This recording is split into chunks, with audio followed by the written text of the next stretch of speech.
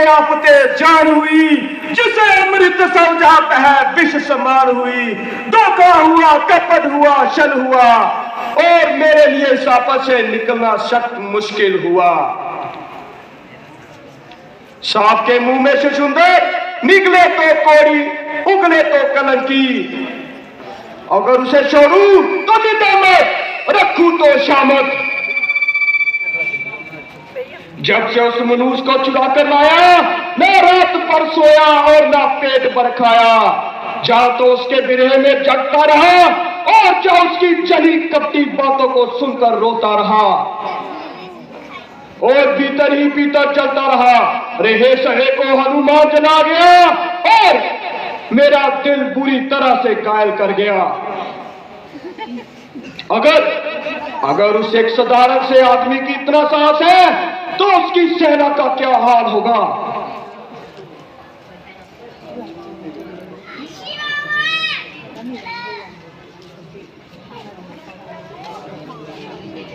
महाराज, आप किस बात के मलाल है?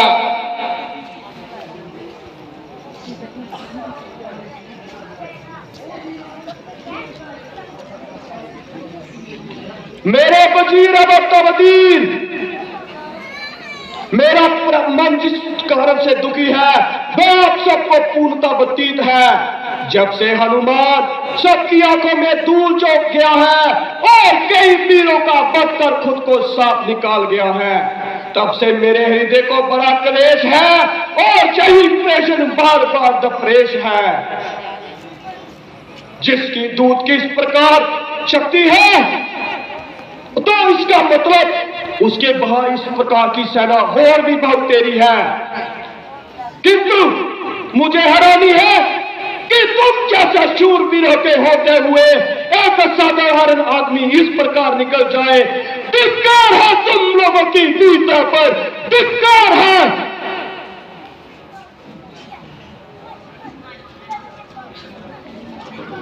महाराज, आप अभ्यर्थ अपने मन पर विश्वास है।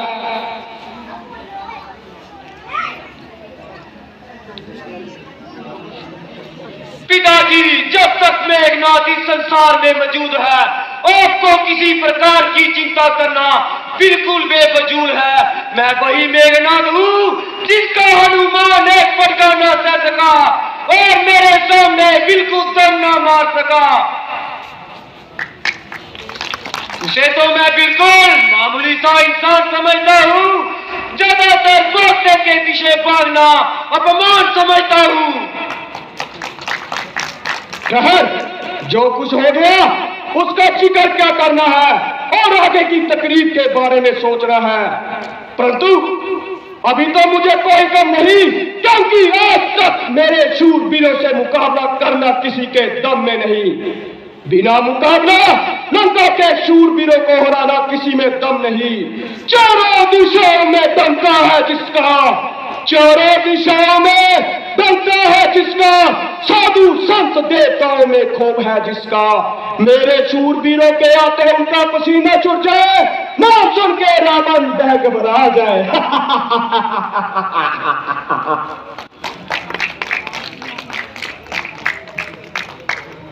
भ्राता जी, आपके समस्त सभासद आपसे डरते हैं, इसलिए खुशामद बातें करते हैं।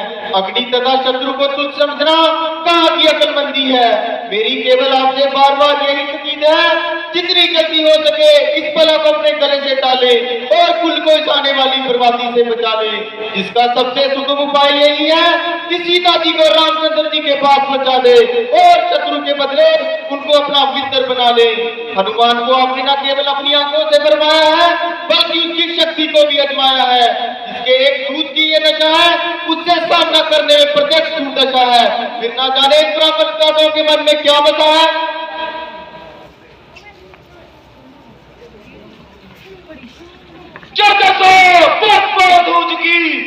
अगर आपको रामचंद्र का अदगी करे तो कहीं जाके छुप जाइए। कुल में चाहे कितनी भी आफत मचे, मगर ऐसी जगह छुपना चाहे आपको मौत न ढूंढ पाए। ना समझो गुस्ताख लड़के, क्या इस प्रकार जुबान चला रहा है, और धरती और आकाश को गुलाबों मिला रहा है। तू जौहर में मशहूर है, लेकिन अकलमंदी से तू कोसों दूर है। बालिश पर कल लड़का, हाथ पर की जुबान, जो मुंह से निकल गया वही प्राण। आज तू जहां बैठ के बड़ी चेकी जता रहा है, कल तू कहां मर गया जब अकेला हनुमान सारी लंका को गिरा कर गया। जिस बात को मैं कहना ना चाहता था, आखिर आप कहलवा कर रहे। चाचा साहब, इसमें भी आपकी ही साजी है। जो हनुमान इस प्रकार जहां से भागे, ना आप हनुमान की अनुचित सहायता करते और ना पिताजी उस पर नजरे इनायत करते। भाई साहब, देखते हो ये कल का चोकरा किस तरह सख्त दुरुस्त कर रहा है। निस्संदेह जो कुछ भी कह रहा है बिल्कुल सही कह रहा है। शोक, आप इसका अनुचित पक्ष लेकर मुझे दुर्वचन सुनवा रहे हैं और बड़ी सभा में मुझे अपमानित करा रहे हैं। यदि मैं इसका पक्ष भी लेना चाहूं तो जय शत्रु का वफादार तो नहीं और तेरी तरह मुल्की और कौमी गद्दार तो नहीं। निस्संदेह तेरी शत्रुता के साथ गहरी साथ बात है और हमारी हर एक बात तेरे सामने कब लिए तैयार है। हनुमान की वकालत करने के लिए तू आगे आ गया।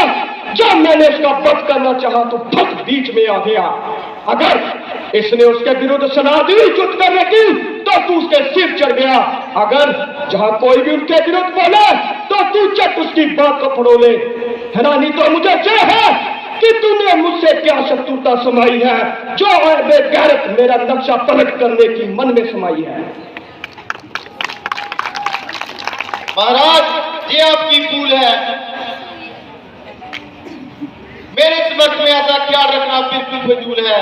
ना मैं कौमी गद्दार हूँ और ना रामचंद्र जी का वफादार हूँ, बल्कि सच्चे मन से अपना जान निसार हूँ और पसीने के बदले अपना रक्त बहाने के लिए तैयार हूँ।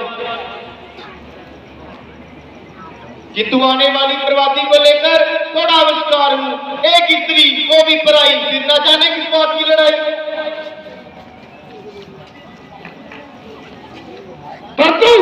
उनके मन में ऐसी क्या समाई जो शूर्पणखा की नाक उड़ाया जो नाक उसने शूर्पणखा का। अब सबको मैं सिखाऊंगा, उनके लहू से फर्श तक जो का सजाऊंगा। निसंदेह यही एक बात है जिसने आपकी तबीयत इस प्रकार भड़काई। खामखा आपके सिर पे आई और अपने किए की सजा पाई। शर्म शर्म शर्म, गरज गरज गरज। भविष्य जरा कौन के सुन ले। चारों से तेरी निस्बत कहता की बू आ रही है और हर एक तेरी तरफ बेचारी और शराबी का बुछाड़ लगा रहा है। मेरे प्रत्येक की मरने मारने पर तैयार है, एक तू ही है जो मुझसे इनकार कर रहा है।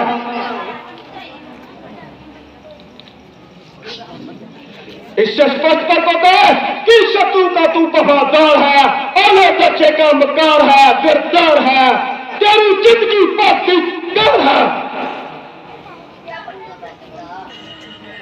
महाराज, कैसे आप फरामोश हैं, कैसे ही आपके सवासत चापलूस हैं। अभी भी आपके ताल में ताल मिला रहे हैं। बस समय आने पे मैं खुद बोलेंगे ये रावण की शख्सियत की थी, हम भी क्या करते, हमारी पेशी कहां चलती थी।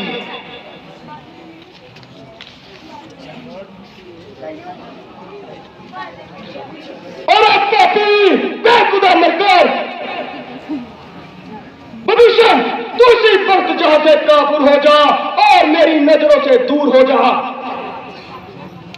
तेरे प्राणों की रक्षा इसी में है, तू चुपचाप से निकल जा। मगर मैं तेरी तरह कह नहीं कि जो सदे मां के भाई का वध कर दिया जाए, परंतु तू वाले दर्जे का मकार है और तेरे जैसे मुर्दे का वध करना मेरे लिए धिक्कार है। अगर तू पापियों से तर है और तेरे जैसे मुर्दे को मारना मानने के लिए मेरे पर धिक्कार है।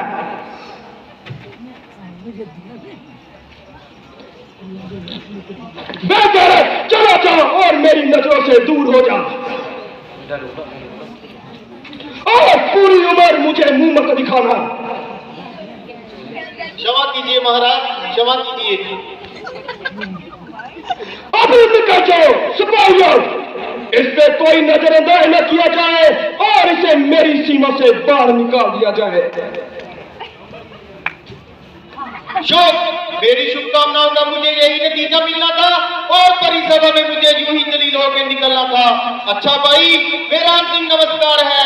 आज से ना लंका से कोई संबंध है, ना आपसे सरोकार है। कुल से विद्रोह करके हमें बताता है, कुल से विद्रोह करके हमें बताता है, युद्ध की बात आई तो मारने को जाता है। वीर है इस धरती के, वीर है इस धरती के, वीरों की तरह लड़ेंगे, कई तरह नहीं, कहीं जाके छुप जाएंगे।